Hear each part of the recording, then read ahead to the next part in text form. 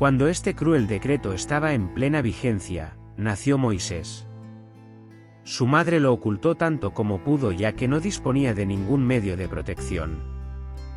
Entonces preparó una barquilla con juncos, y la calafateó con asfalto y brea, para que el agua no penetrara, y la puso a la orilla del río mientras su hermana permanecía por las inmediaciones aparentando indiferencia.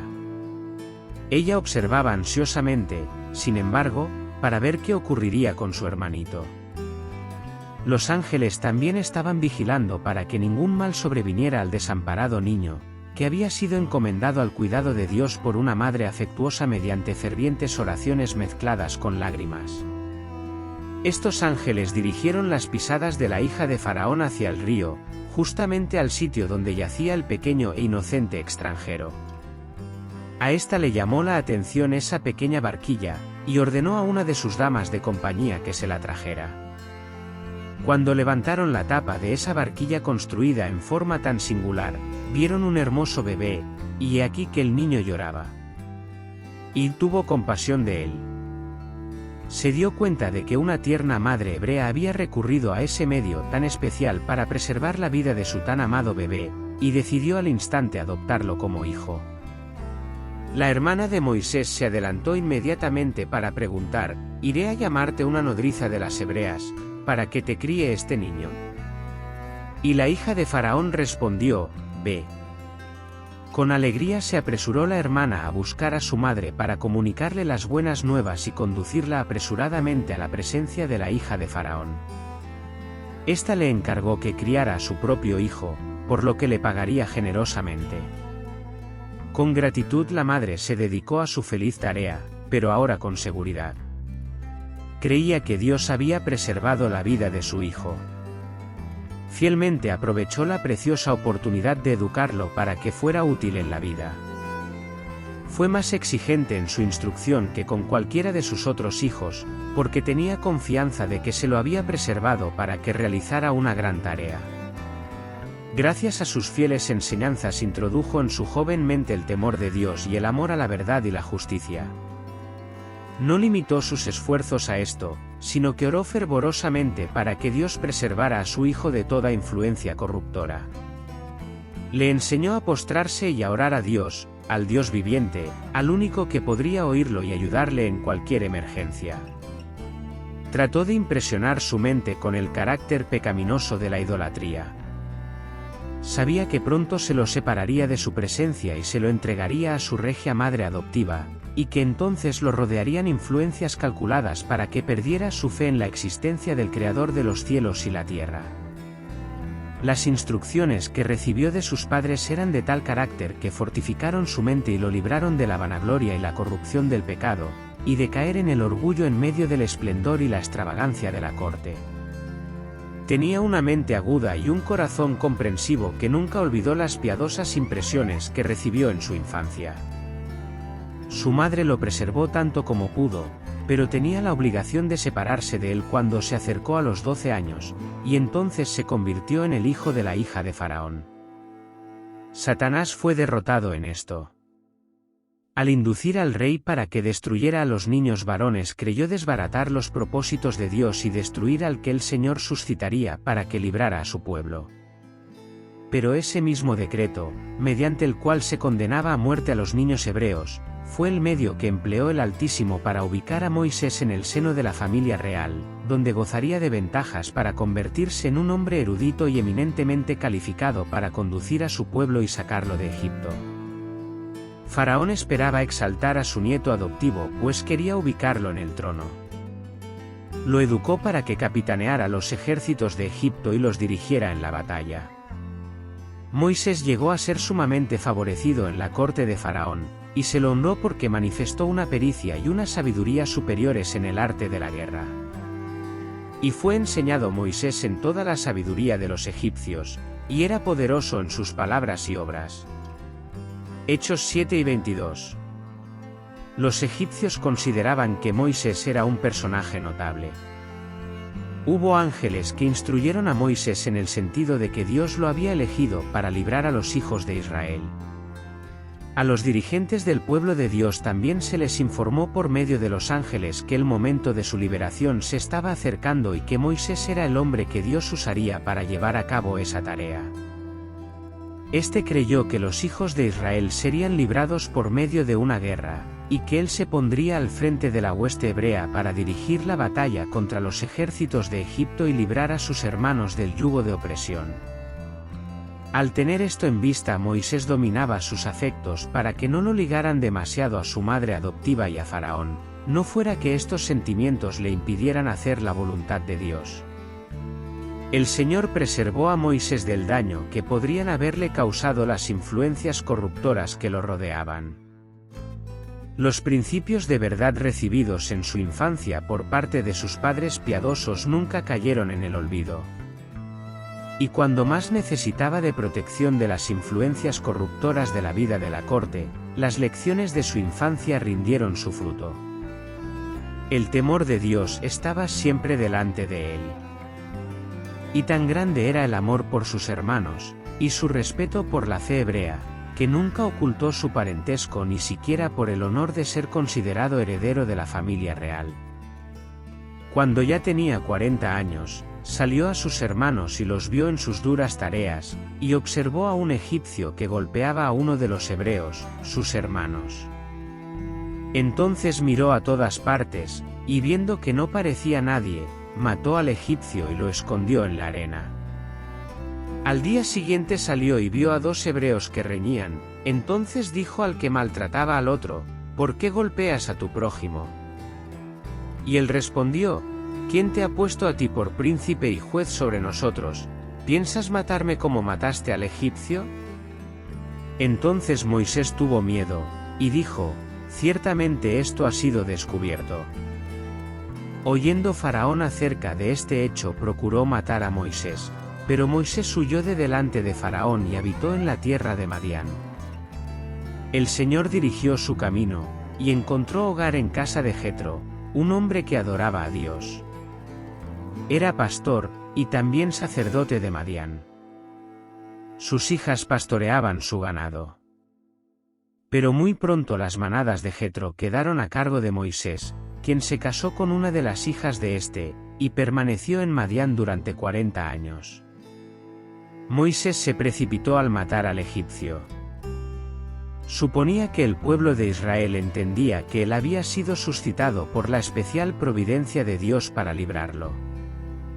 Pero el Señor no intentaba librar a los hijos de Israel mediante el arte de la guerra, según creía Moisés, sino mediante su propio poder, para que la gloria fuera solamente suya. Dios usó, sin embargo, la acción de Moisés al dar muerte al egipcio para cumplir su propósito.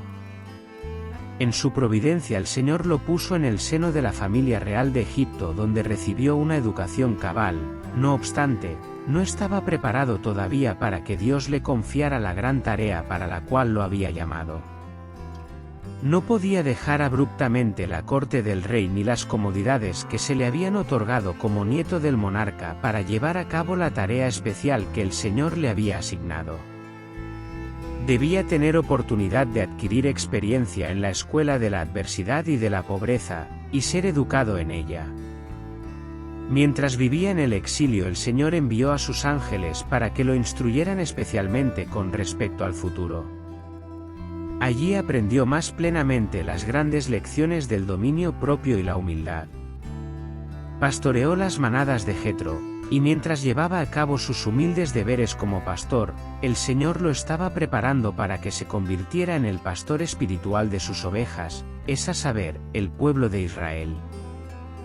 Mientras Moisés conducía su manada por el desierto y se aproximaba al monte de Dios, es decir, a Horeb, se le apareció el ángel de Jehová en una llama de fuego en medio de una zarza. Dijo luego Jehová: bien he visto la aflicción de mi pueblo que está en Egipto, y he oído su clamor a causa de sus exactores, pues he conocido sus angustias, y he descendido para librarlos de mano de los egipcios, y sacarlos de aquella tierra a una tierra buena y ancha, que fluye leche y miel. Ven, por tanto, ahora, y te enviaré a Faraón, para que saques de Egipto a mi pueblo, los hijos de Israel. Había llegado el momento cuando Dios trocaría el báculo del pastor por la vara de Dios, a la cual haría poderosa para el cumplimiento de señales y maravillas, para librar a su pueblo de la opresión y para preservarlos cuando fuesen perseguidos por sus enemigos. Moisés aceptó llevar a cabo la misión. Primero visitó a su suegro con el fin de obtener su consentimiento para regresar con su familia a Egipto. No se atrevió a compartir con Jetro el mensaje que tenía para Faraón, por temor a que no estuviera dispuesto a permitir que su esposa y sus hijos lo acompañaran en una misión tan peligrosa. El Señor lo fortaleció y disipó sus temores al decirle: «Ve y vuélvete a Egipto, porque han muerto todos los que procuraban tu muerte». Los hijos de Israel pasaron muchos años sirviendo a los egipcios. Solo unas pocas familias descendieron a Egipto, pero allí se convirtieron en una enorme multitud. Al estar rodeados por la idolatría, muchos perdieron el conocimiento del Dios verdadero y se olvidaron de su ley. Y se unieron a los egipcios en su culto del sol, la luna y las estrellas, y de animales e imágenes, obra de manos de hombres. Todo lo que rodeaba a los hijos de Israel había sido calculado para que se olvidaran del Dios viviente. Pero había entre los hebreos algunos que conservaron el conocimiento del verdadero Dios, creador del cielo y de la tierra. Estos se lamentaban de que sus hijos cada día presenciaran las abominaciones de los idólatras que los rodeaban, y aún participaran de ellas para inclinarse ante las deidades egipcias, hechas de madera y de piedra, y ofrecer sacrificios a esos objetos inanimados. Los fieles se afligían, y en su angustia clamaban al Señor que los rescatara del yugo egipcio, que los sacara de Egipto para que pudieran librarse de la idolatría y de las influencias corruptoras que los rodeaban. Pero muchos hebreos preferían permanecer en la esclavitud antes que ir a un país nuevo y hacer frente a las dificultades de semejante viaje. Por eso el Señor no los libró mediante el primer despliegue de las señales y maravillas que hizo. Los fieles permanecían firmes. No habían ocultado su fe, por el contrario, reconocían abiertamente ante los egipcios que servían al único Dios verdadero y viviente. Repetían constantemente las evidencias de la existencia de Dios y su poder a partir de la creación. Los egipcios tuvieron oportunidad de conocer la fe de los hebreos y a su Dios. Habían tratado de aplastar a los fieles adoradores del Dios verdadero, y se sentían frustrados porque no lo habían conseguido ni mediante amenazas, ni con promesas de recompensas, ni por medio de un tratamiento cruel. Los dos últimos reyes que habían ocupado el trono de Egipto habían sido tiranos y habían tratado cruelmente a los hebreos. Los ancianos de Israel intentaron animar la fe desfalleciente de los israelitas recordándoles las promesas hechas a Abraham y las palabras proféticas de José justamente antes de su fallecimiento, cuando preanunció la liberación de su pueblo de Egipto. Algunos escucharon y creyeron. Otros consideraban su triste condición, y no tenían esperanzas. Los egipcios se enteraron de las expectativas de liberación de los hijos de Israel, se burlaron de ellas y se referían irónicamente al poder de su Dios. Señalaban la situación de los israelitas, que eran solo una nación de esclavos, y burlonamente les decían: si vuestro Dios es tan misericordioso, y si es más poderoso que los dioses egipcios, ¿por qué no los libra? ¿Por qué no manifiesta su grandeza? ¿Y por qué su poder no los exalta? Los egipcios entonces llamaban la atención de los israelitas a su propio pueblo, que adoraba dioses de su propia elección, y que según los israelitas eran falsos. Les decían alborozados que sus dioses les daban prosperidad, alimento, ropa y muchas riquezas, y que habían entregado a los israelitas en sus manos para que los sirvieran, y que disponían de poder para oprimirlos y aún quitarles la vida, de manera que dejaran de ser un pueblo. Se burlaban de la idea de que los hebreos alguna vez pudieran librarse de su esclavitud. Faraón se vanagloriaba diciendo que le gustaría ver al Dios de los hebreos librándolos de sus manos. Estas palabras destruyeron las esperanzas de muchos hijos de Israel. Les parecía que era cierto lo que el rey y sus consejeros decían. Sabían que se los estaba tratando como esclavos, y que debían soportar exactamente el grado de opresión que sus capataces quisieran ejercer sobre ellos. Habían perseguido y dado muerte a sus hijos. Sus propias vidas eran una carga pesada, a pesar de que creían en el Dios del cielo y lo adoraban. Entonces comparaban su condición con la de los egipcios. Estos no creían en absoluto en un Dios viviente capaz de salvar o destruir. Algunos de ellos adoraban ídolos, imágenes de madera y piedra, mientras otros rendían culto al sol, a la luna y a las estrellas, pero prosperaban y eran ricos. Algunos hebreos pensaban que si el Señor era superior a todos los dioses no los dejaría sometidos a la esclavitud en medio de una nación idólatra. Los fieles siervos de Dios comprendían que el Señor había permitido que fueran a Egipto por causa de su infidelidad como pueblo y a su disposición a casarse con gente de otras naciones, para ser de ese modo arrastrados a la idolatría. Y declaraban firmemente ante sus hermanos que el Altísimo pronto los sacaría de Egipto y que quebrantaría el yugo de opresión.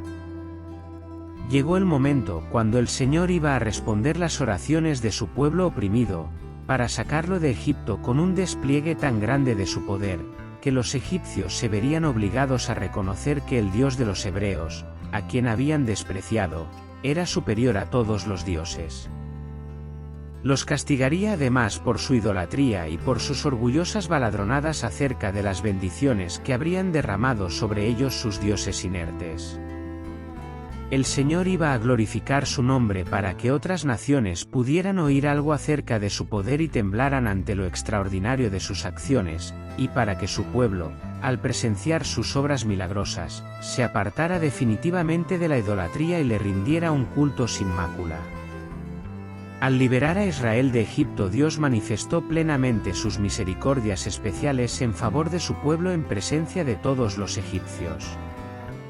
El Señor consideró adecuado ejecutar sus juicios sobre Faraón para que éste aprendiera por triste experiencia, ya que de otra manera no se convencería, que su poder era superior al de todos los demás. Para que su nombre fuera proclamado por toda la tierra, daría una prueba ejemplar y demostrativa a todas las naciones acerca de su poder divino y su justicia. Era el propósito de Dios que esta exhibición de poder fortaleciera la fe de su pueblo, de modo que su posteridad lo adorara siempre solo a Él, al que había llevado a cabo tantas misericordiosas maravillas en su favor. Moisés declaró a Faraón, después que éste ordenó que los israelitas hicieran ladrillos sin proporcionarles paja, que el Dios a quien pretendía desconocer lo obligaría a someterse a sus requerimientos y a aceptar su autoridad como gobernante supremo. Los milagros de la vara que se convirtió en serpiente y del río que se convirtió en sangre no conmovieron el duro corazón de Faraón, por el contrario, solo lograron que aumentara su odio por los israelitas. Las artimañas de los magos lo indujeron a creer que estos milagros se hacían por arte de magia, pero cuando desapareció la plaga de las ranas tuvo abundante evidencia de que no era así. Dios podría haberlas hecho desaparecer convirtiéndolas en polvo en un instante, pero no lo hizo para que después que desaparecieran el rey y los egipcios no dijeran que había sido obra de magia como la que sus magos podían llevar a cabo. Las ranas murieron y tuvieron que juntarlas en montones. Podían ver sus cuerpos muertos y verificar que contaminaban la atmósfera. En este caso el rey y todo Egipto tuvieron evidencias que su vana filosofía no pudo disipar, en el sentido de que esta obra no era fruto de la magia, sino un juicio del Dios del cielo. Los magos no pudieron producir piojos. El Señor no permitió ni siquiera que lograran una apariencia, para su propia vista y la de los egipcios, de que podían producir la plaga de piojos. Quería que Faraón no tuviera la menor excusa para justificar su incredulidad. Obligó incluso a los magos mismos a declarar, «Dedo de Dios es este». La siguiente plaga fue un enjambre de moscas. No se trataba de esas moscas inofensivas que suelen molestarnos en algunas épocas del año, pues las que descendieron sobre Egipto eran grandes y venenosas. Sus picaduras eran muy dolorosas tanto para los hombres como para los animales. Dios separó a su pueblo de los egipcios y no permitió que las moscas aparecieran por su territorio. Sus ganados y rebaños con ellos cuando llegaron a Egipto. Los hijos de Israel se habían vuelto sumamente numerosos, y sus rebaños y su ganado habían aumentado mucho. Dios había castigado a los egipcios mediante las plagas que derramó sobre ellos, y los instó a que apuraran a su pueblo para que saliera de Egipto con todo lo que poseía. Y luego que Faraón dejó ir al pueblo, Dios no los llevó por el camino de la tierra de los filisteos, que estaba cerca, porque dijo Dios, para que no se arrepienta el pueblo cuando vea la guerra, y se vuelva a Egipto. Mas hizo Dios que el pueblo rodease por el camino del desierto del Mar Rojo. Y subieron los hijos de Israel de Egipto armados.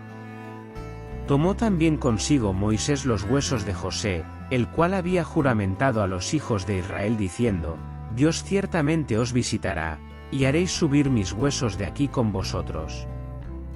Y partieron de Sucot y acamparon en Etam, a la entrada del desierto. Y Jehová iba delante de ellos de día en una columna de nube para guiarlos por el camino, y de noche en una columna de fuego para alumbrarles, a fin de que anduviesen de día y de noche. Nunca se apartó de delante del pueblo la columna de nube de día, ni de noche la columna de fuego. El Señor sabía que los filisteos se opondrían a que pasaran por su tierra. Dirían, huyeron de sus amos en Egipto, y les harían guerra. Por lo tanto, al enviarlos por el camino del mar, se reveló como un Dios compasivo y criterioso. El Altísimo informó a Moisés que Faraón los perseguiría, y los dirigió al lugar exacto donde deberían acampar ante el mar. Le dijo que sería honrado ante Faraón y todo su ejército. Después que los hebreos estuvieron fuera de Egipto algunos días, los egipcios dijeron a Faraón que sus esclavos habían huido y que nunca más regresarían para servirlo.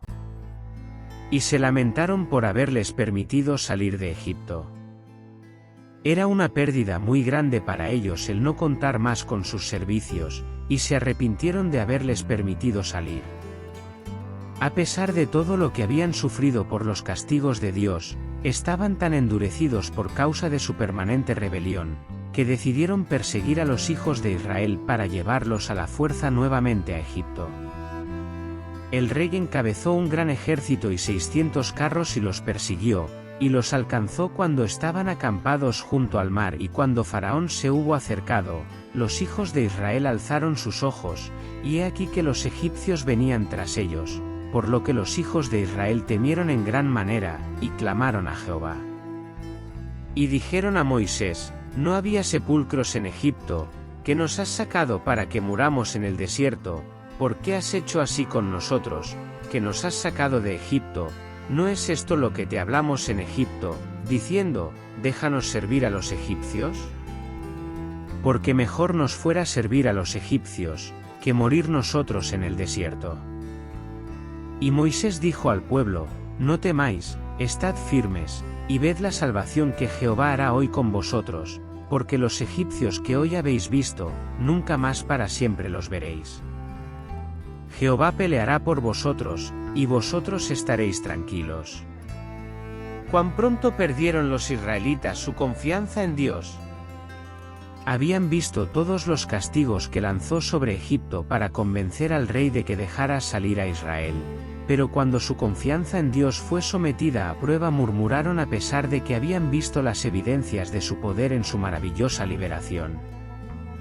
En vez de confiar en Dios en su momento de necesidad, murmuraron ante el fiel Moisés, recordándole las expresiones de incredulidad que habían formulado en Egipto. Lo acusaron de ser la causa de todas sus dificultades. Él los animó a confiar en Dios y a refrenar sus expresiones de incredulidad, y que vieran lo que el Señor haría en favor de ellos. Moisés oró fervientemente al Señor para que librara a su pueblo escogido. Entonces Jehová dijo a Moisés, ¿por qué clamas a mí? Di a los hijos de Israel que marchen. Y alza tu vara, y extiende tu mano sobre el mar, y divídelo, y entren los hijos de Israel por en medio del mar, en seco. Dios quería que Moisés comprendiera que obraría en favor de su pueblo, que la necesidad de éste sería su oportunidad. Cuando avanzaran tanto como fuera posible, debía instarlos a que prosiguieran, tenía que usar la vara que Dios le había dado para dividir las aguas. Y he aquí, yo endureceré el corazón de los egipcios para que los sigan, y yo me glorificaré en Faraón y en todo su ejército, en sus carros y en su caballería, y sabrán los egipcios que yo soy Jehová, cuando me glorifique en Faraón, en sus carros y en sus gentes de a caballo. Y el ángel de Dios que iba delante del campamento de Israel, se apartó e iba en pos de ellos, y asimismo la columna de nube que iba delante de ellos se apartó y se puso a sus espaldas, e iba entre el campamento de los egipcios y el campamento de Israel, y era nube y tinieblas para aquellos, y alumbraba a Israel de noche. Y en toda aquella noche nunca se acercaron los unos a los otros. Los egipcios no podían ver a los hebreos, porque una nube de espesas tinieblas se extendía ante ellos, pero era plenamente luminosa para los israelitas. Así manifestó Dios su poder para probar a su pueblo, para ver si confiaba en él después de darle tales pruebas de su cuidado y su amor, y para reprender su incredulidad y su murmuración. Y extendió Moisés su mano sobre el mar, e hizo Jehová que el mar se retirase por recio viento oriental toda aquella noche, y volvió el mar en seco, y las aguas quedaron divididas. Entonces los hijos de Israel entraron por en medio del mar, en seco, teniendo las aguas como un muro a su derecha y a su izquierda.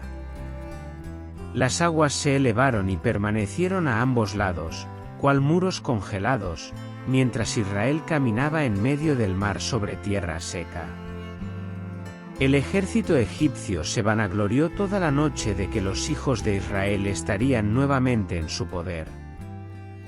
Creían que no tenían posibilidad de escapar, porque delante de ellos se extendía el mar Rojo, y su gran ejército los cercaba por detrás. Por la mañana, cuando llegaron al mar, he aquí que había un camino seco porque las aguas se habían dividido y parecían muros a ambos lados, y los hijos de Israel estaban a mitad de camino en medio del mar, caminando sobre tierra seca. Esperaron un instante para decidir cuál sería el mejor camino que podían seguir. Estaban chasqueados y airados porque cuando los hebreos se encontraban casi en su poder, y ellos estaban seguros de tenerlos en sus manos, un camino inesperado se había abierto para ellos en el mar. Decidieron, pues, seguirlos. Y siguiéndolos los egipcios, entraron tras ellos hasta la mitad del mar, toda la caballería de Faraón, los carros y su gente de a caballo. Aconteció en la vigilia de la mañana, que Jehová miró el campamento de los egipcios desde la columna de fuego y nube, y trastornó el campamento de los egipcios, y quitó las ruedas de sus carros y los trastornó gravemente. Entonces los egipcios dijeron, huyamos de delante de Israel, porque Jehová pelea por ellos contra los egipcios. Estos se aventuraron a entrar en el camino que Dios había preparado para su pueblo, y los ángeles de Dios se infiltraron en medio de su ejército y sacaron las ruedas de los carros. Se sintieron muy molestos. Avanzaron lentamente y comenzaron a tener dificultades. Recordaron los castigos que el Dios de los hebreos había derramado sobre ellos en Egipto para obligarlos a dejarlos salir, y ahora imaginaron que Dios podría entregar a todos en manos de los israelitas.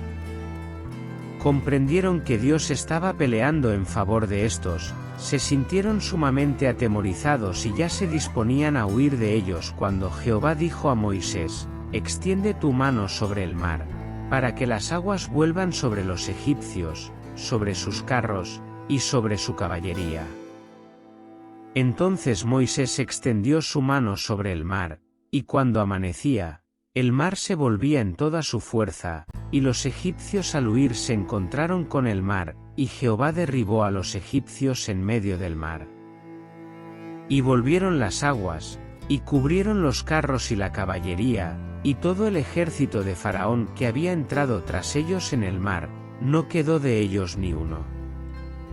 Y los hijos de Israel fueron por en medio del mar, en seco, teniendo las aguas por muro a su derecha y a su izquierda. Así salvó Jehová aquel día a Israel de mano de los egipcios, e Israel vio a los egipcios muertos a la orilla del mar. Y vio Israel aquel grande hecho que Jehová ejecutó contra los egipcios, y el pueblo temió a Jehová, y creyeron a Jehová y a Moisés su siervo. Cuando los hebreos presenciaron la maravillosa obra de Dios manifestada en la destrucción de los egipcios, se unieron en un himno inspirado de sublime elocuencia y grato loor.